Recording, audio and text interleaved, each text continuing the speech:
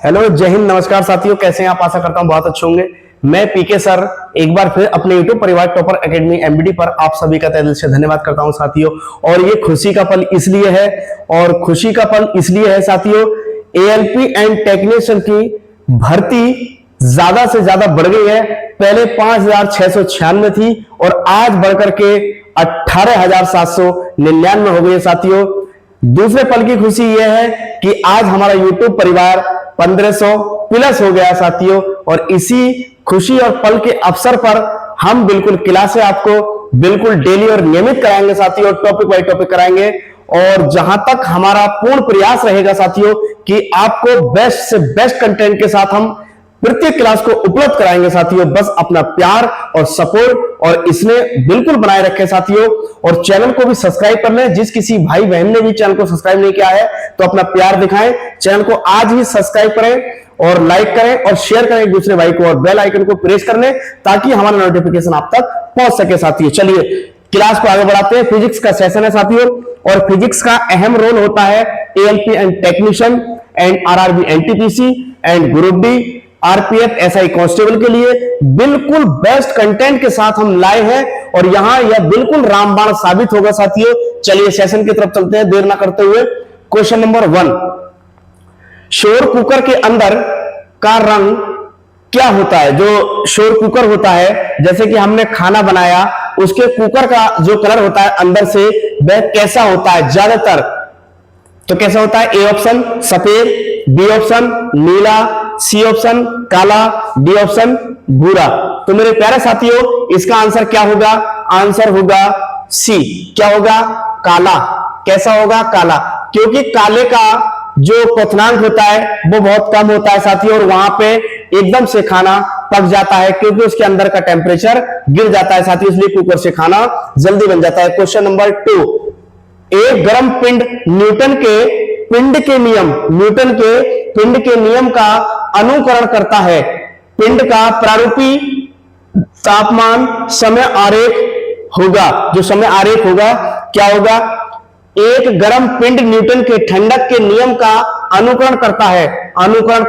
पिंड का प्रारूपी तापमान समय आरेख होगा। जो उसका समय आरेख होगा वह कौन सा होगा साथियों? चलिए ए ऑप्शन ये देखना है, टेम्परेचर में है, लेकिन हमें समय का तापमान देखना है, समय का आरेख देखना है, तो इसका आंसर होगा डी। क्या होगा इसका आंसर? आंसर होगा डी, क्योंकि इसका जो तापमान है वह तापमान से रिलेटेड होता है। और ये न्यूटन का शीतलक नियम होता है, न्यूटन का ये शीतलक नियम होता है साथियों। और इसी नियम के अकॉर्डिंग इसका जो डायग्राम है, D option is the correct answer. मेरे प्यारे साथियों ये ऑप्शन बिल्कुल आपको जो के तौर रखे हुए मिलेंगे साथियों। चलिए next question, question number 3। Question number 3, वह तापमान क्या कहलाता है? वह तापमान क्या कहलाता है जब ठोस वस्तु वायुमंडलीय दाब पर पिघलकर द्रव बन जाती है? वायुमंडल दाब पर पिघलकर द्रव बन जाती है तो उसका क्या होता है साथियों? 4 ऑप्शन आपके सामने, बताइए इसका आंसर। ए ऑप्शन गलनांक, बी ऑप्शन गुप्त ऊष्मा, सी ऑप्शन क्वथनांक बिंदु, डी ऑप्शन संलयन की अव्यक्त ऊष्णता। तो बताइए साथियों इसका आंसर क्या होगा? क्वेश्चन नंबर 3, तो इसका आंसर जो होगा वह होगा गलनांक। क्या होगा साथियों? क्या होगा? गलनांक होगा। A option is the correct answer.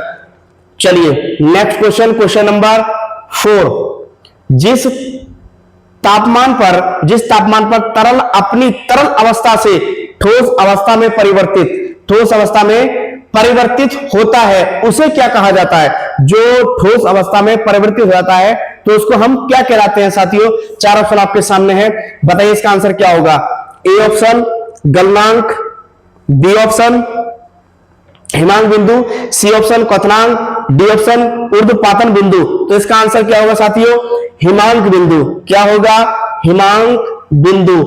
क्या होगा उसका? B option is the correct answer, हिमांक बिंदु। चलिए next question, question number 5, 257 degree Celsius पर जल की भौतिक स्थिति क्या होती है? अगर टेम्परेचर उसका जल का 257 डिग्री सेल्सियस में होगा तो जल की जो भौतिक स्थिति है वह क्या कहलाती है? 4 ऑप्शन आपके सामने है, बताइए इसका आंसर क्या होगा? A option plasma, B option गैसीय, सी ऑप्शन ठोस, डी ऑप्शन तरल। तो इसका आंसर जो होगा वह होगा बी। क्या होगा? गैसीय। क्या होगा साथियों? गैसीय होगा, क्योंकि 257 डिग्री बहुत होता है और जब इस पे हम किसी भी जल को जब बॉयल करेंगे तो वो गैस के रूप में, भाप के रूप में ऊपर को उड़ जाएगा। जब ऊपर को उड़ जाएगा तो गैस का रूप धारण कर लेगा। चलिए next question, question number 6। Next question, question number 6। पानी का क्वथनांक यानी कि बॉइलिंग पॉइंट कितना होता है? जो पानी का क्वथनांक जो होता है वह कितना होता है साथियों? 4 ऑप्शन आपके सामने है, बताइए इसका आंसर क्या होगा।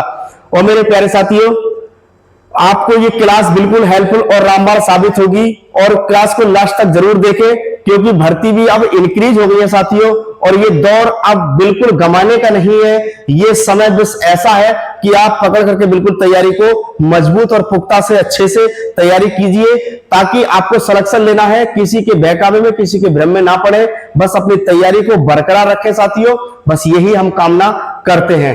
चलिए, पानी का क्वथनांक बॉइलिंग पॉइंट कितना होता है? A option 210 Fahrenheit, B option 212 degree Fahrenheit, C option 214 degree Fahrenheit, D option 208 degree Fahrenheit. तो इसका जो आंसर होगा, जो पानी का क्वथनांक होता है वह 212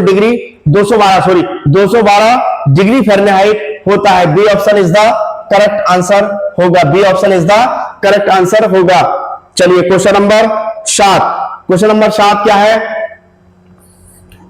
हिमीकरण, फ्रीजिंग। हिमीकरण, फ्रीजिंग तापमान पर पानी के पाइप फट जाते हैं। जो हिमीकरण होता है, जैसे कि हमने देखा होगा पहाड़ों पर जाते हैं हम, पहाड़ों पर जो पाइप लगे हुए होते हैं उन पाइपों में पानी जम जाता है, क्योंकि वहां का हिमांक बिंदु कम हो जाता है। जब हिमांक बिंदु पानी कम हो जाता है तो पानी जम जाता है। जब पानी जम जाएगा तो पाइप क्या होगा?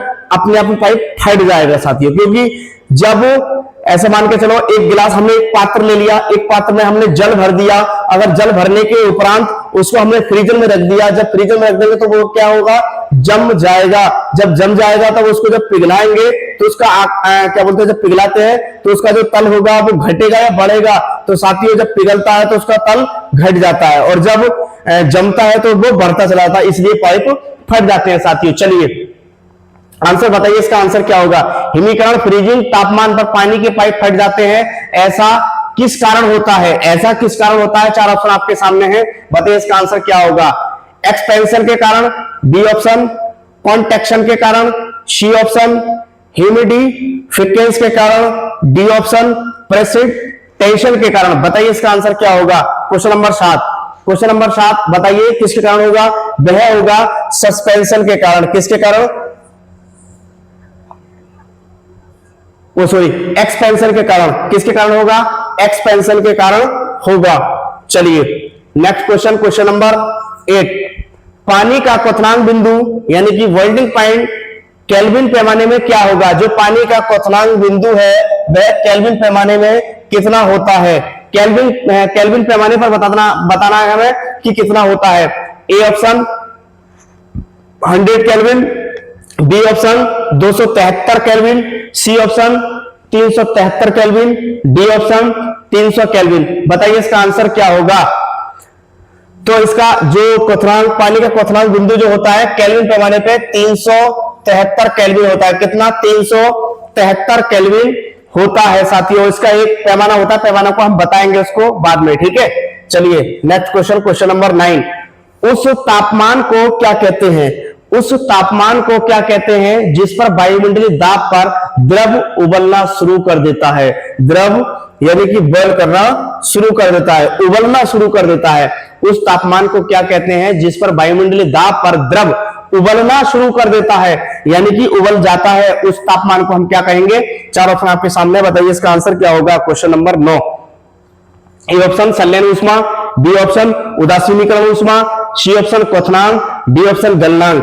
तो साथियों इसमें फंसने वाला सिस्टम है, क्योंकि ये कह रहा है वायुमंडलीय दाब पर द्रव उबलना शुरू हो जाता है। किसके कारण?